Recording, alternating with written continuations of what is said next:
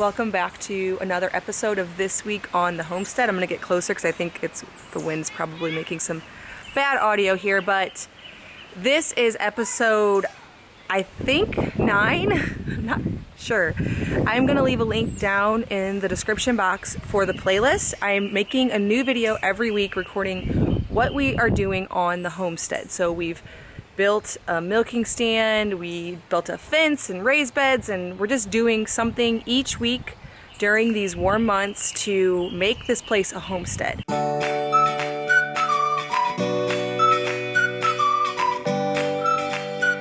So last year we spent a lot of time making our house pretty and comfortable, and this year we really want to be more self-sufficient, so expanding the garden, milking, all of that kind of stuff, but there was a lot of things that needed to happen for all of that, and so that is why we are spending an entire season just building and configuring and all that kind of stuff. So hopefully we will, by the end of this summer, into the fall, have fencing around our property, have the garden established. We'd like to get some landscaping things done, and we're going to take you all along with us. Letting the chickens explore today. Normally we just keep them in this tractor, but they don't go far, so I think during the day we're just going to let them out while we're outside and, you know, enjoying the summer weather. You guys getting a dust bath? So this week we're going to build some trellises for the garden, hopefully build an arbor as well. I want some climbing roses at the entrance of my garden, and just tie up a few more loose ends to make the garden more functional and pretty. Look how big we're getting. So big.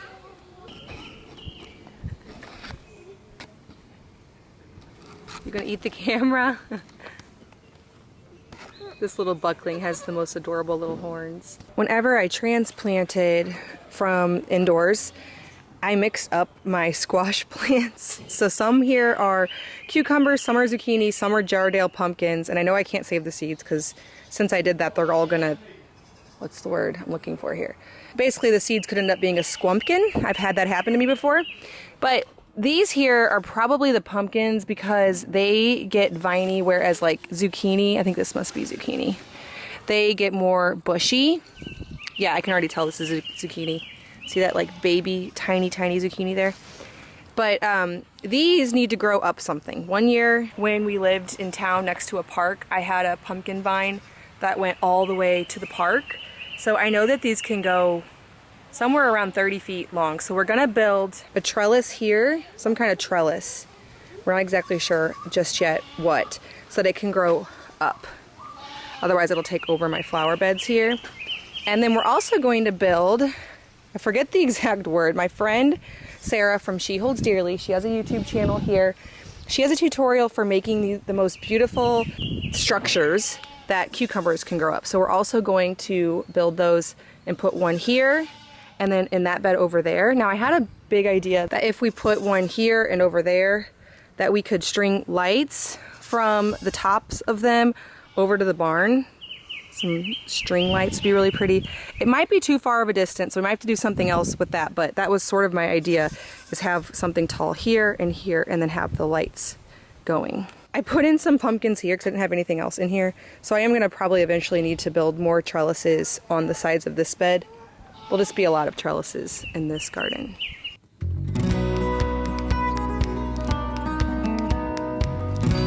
So this is a, what, 1x4 split or ripped into thirds. I'm gonna use this for one of the trellises. I'm thinking a little bit wider actually. Yeah, more like that.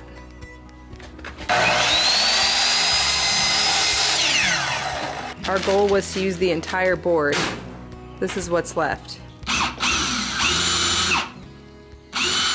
I tied off a few of these vines, hopefully to encourage it to start growing up. So we'll see how that will go. This is from my friend Sarah at She Holds Dearly. We recently actually did a podcast together. I just published it today as of time of recording. But anyways, these are really pretty, so we're gonna attempt to do it. We bought cedar, which was way more expensive than we were really thinking, but they will last a really long time. So that's what we're gonna go for here.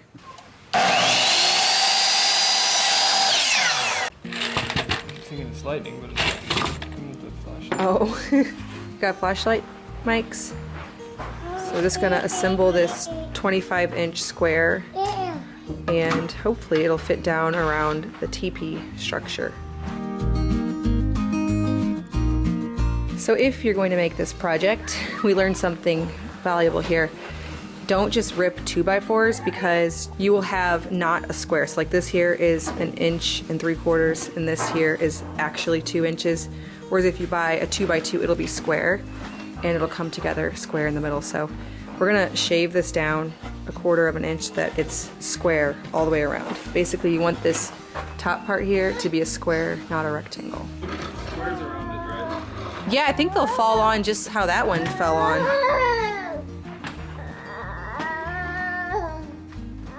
Whoa.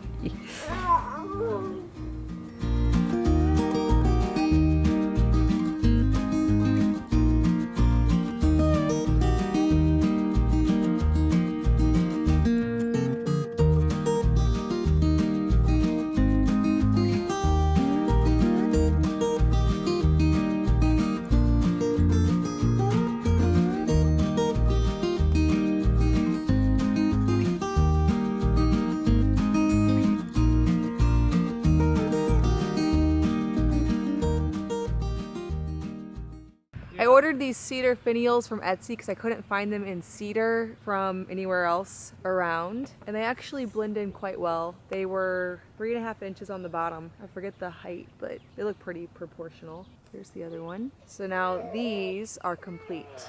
So all day today, Luke and I are working on garden things. We are building another trellis and we're gonna work on an arbor, but the kids are napping now. And little update, Daniel just in the last couple days has been laying down for naps for me. So the constant carrying might be moving into being a thing of the past, which is both sad and a little bit freeing. So today I'm gonna go around the farm and show you what I grow for cut flowers, give you some of my tips for growing cut flowers, and make an arrangement. This is one of my favorite things to do. I've been growing a cut garden for at least the last 5+ years, and I used to feel like it was a waste of garden space to grow flowers, but now I almost would, if I had to choose flowers or vegetables, I'd probably just choose flowers because I love it. All summer long, carrying in bouquets from outdoors. I've added a few things to our property.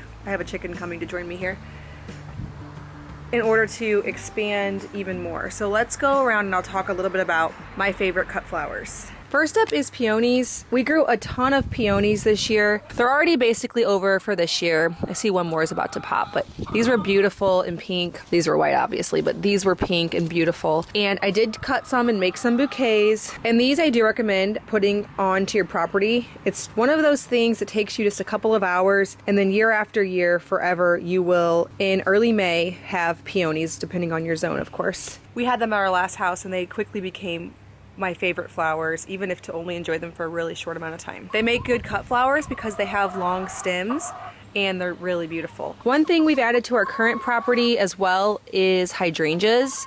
These are also really good cut flowers because they have a nice sturdy stem and a really beautiful bloom. Now Luke told me, and I'm sure a lot of you know more info on this than I do, but he said that the color 100% depends on the acidity in the soil. So it doesn't really make sense to me why we have blue and then purple and then more blue, but nonetheless, they are beautiful for cut flowers. Now before I take you out to the garden to see some more of my flowers and make an arrangement, I want to show you some vessel choices. I love keeping these ironstone pitchers on hand. Now in the summer, I make a lot of bouquets with this big one. As of right now, the flowers aren't tall enough, so I know that I really can't fill this one up, but come June, July, late June, early July, and August, I should be able to fill that up. For now, I think I'm gonna use this smaller guy, but I also have this medium one. I love them in all shapes, sizes, and patinas. I have some dahlias planted here in my front landscaping. They make great cut flowers. I also have some more planted out in the garden.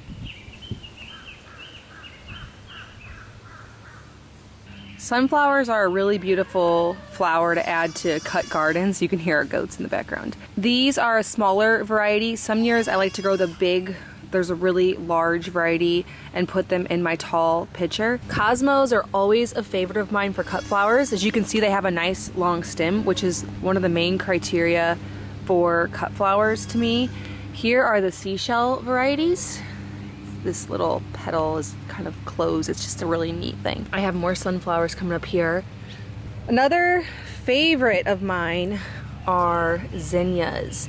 Now these are beautiful. I will share a picture here of the seed packet that these came from Baker Creek. I love the color of these. There should be a lot more of those coming up. I also have a ton more dahlias coming up here and more sunflowers and zinnias, and then I planted a whole bunch more. Of course, a beautiful flower for cutting is roses. I bought these tea roses this year and put them along the barn.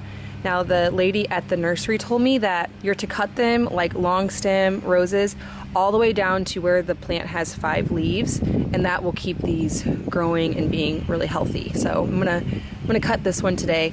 Now you'll notice that when I cut this, I'm going to also get an unopened bud here. That is actually, I have a blog post all about my tips for making these farmhouse style, just pretty flower arrangements over on my blog.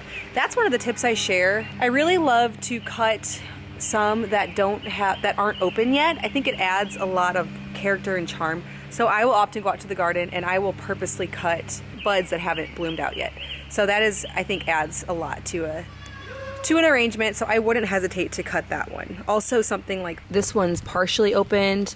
That would look really pretty in my arrangement next to one that's fully opened. This one will soon be dropping its petals, so it's time to go. Another tip that I have for arrangements is to add herbs.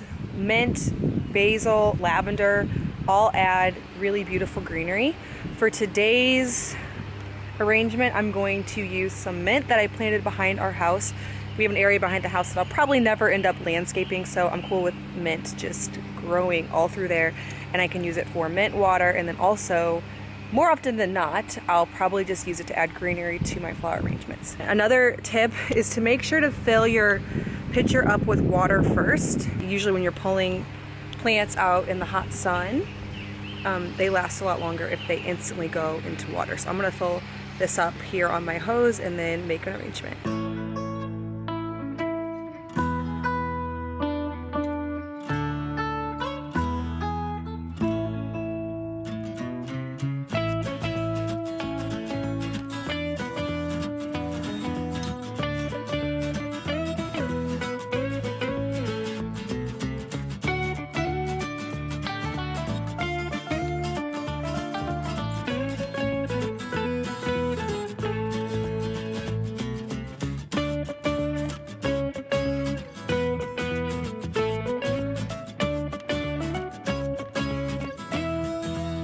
Okay, I'm back on my side porch and it's starting to rain, but I'm gonna show you what I came up with. I decided to just put some simple hydrangeas and mint here in this large pitcher. And then for the smaller one, the hydrangeas definitely felt a little overpowering. I did keep in one small hydrangea. I added some roses. I think I need to cut these down just a little bit more so that everybody can be seen here. Might fiddle with it just a touch more. I also added a few buds from the roses, and then I usually like to throw something tall in the back, so I put in some mint and then a taller cosmos. Now my garden is, not very mature just yet. It's only May at the time of this recording. Probably gonna be June when this goes up, but you still can cut and make so many pretty arrangements even early in the season, especially if you start indoors. So in my garden, I started seeds indoors for my flowers, even though they're just flowers, but it's worth it to me because now I have pretty arrangements.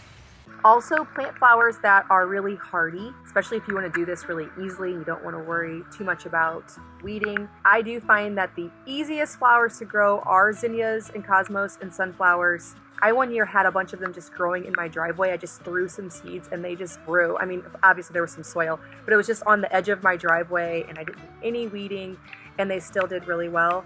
Also going for perennial varieties like hydrangeas and peonies and dahlias, which in some zones you'll have to bring them the tubers in, but peonies and hydrangeas come back year after year in roses and you don't have to even put forth any more effort. Another tip is to plant seeds that go with your home decor style. This probably goes without saying, but I one year planted a bunch of red zinnias and orange, and I really couldn't fit them in with a lot of my arrangements because I like the softer tones, like the blues and the pinks and the whites that I have going on today. And so now I just try to plant ones that I find exceptionally beautiful. Also for dahlias, the Cafe au Lait variety is really pretty. I got some of those this year. If you want more tips on growing a cut flower garden, I will leave a link down in the description box below to the blog post I have. I go in way more detail, but I hope you enjoyed making these arrangements with me today. All right, well, thank you so much for joining us this week on our homestead.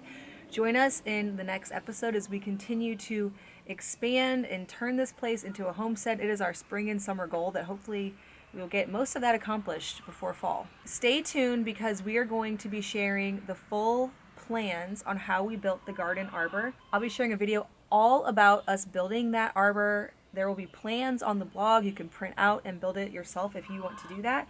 So stay tuned. That video is coming soon. All right, well, thank you so much for watching this video. If you are brand new to my channel, please hit that subscribe button. I make 2 videos every week on food from scratch, natural living, and a handmade home.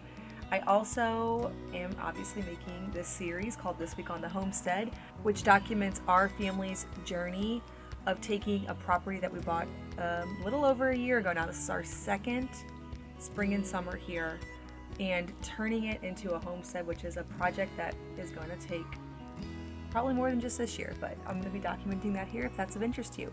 Thank you so much for stopping by the farmhouse.